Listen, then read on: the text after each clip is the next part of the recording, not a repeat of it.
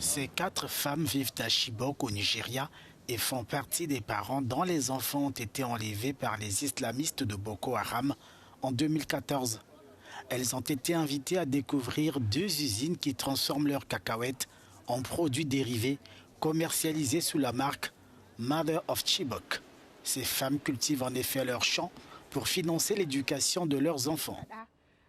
Si nous restons les bras croisés, si nous arrêtons d'envoyer nos enfants à l'école et de cultiver nos champs, cela reviendrait à accepter ce que veut Boko Haram, à savoir l'interdiction de l'éducation occidentale. Comme nous ne sommes pas d'accord avec cela, nous faisons tout notre possible pour envoyer nos enfants dans les meilleures écoles. Le peu d'argent dont nous disposons, nous l'investissons essentiellement dans l'éducation de nos enfants.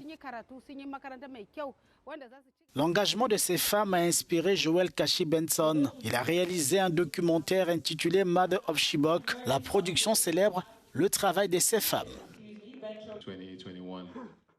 J'ai toujours voulu que mes films aient un impact au-delà de l'écran. Alors quand je réalisais ce film, je n'arrêtais pas de me demander que pouvons-nous faire dans cette communauté. À Chibok, l'éducation est primordiale pour ces mères, même si elle est constamment menacée.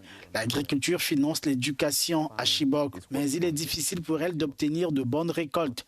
Et c'est dans cette difficulté ou ce défi que j'ai vu une opportunité de collaborer avec les femmes, de travailler avec elles afin qu'elles puissent augmenter leur récolte. En regardant le film, j'ai ressenti beaucoup de familiarité. Rien qu'en voyant comment les femmes travaillent, accomplissent toutes les tâches ménagères. Au-delà de l'enlèvement des filles, on voit que les femmes faisaient une grande partie du travail pénible. Et très souvent, on ne nous montre pas cette partie. On nous dit que ce sont les hommes qui font tout le travail, qui rapportent l'argent à la maison. Mais l'histoire des femmes de Chibok nous a littéralement montré que ce sont elles qui font vivre leur famille.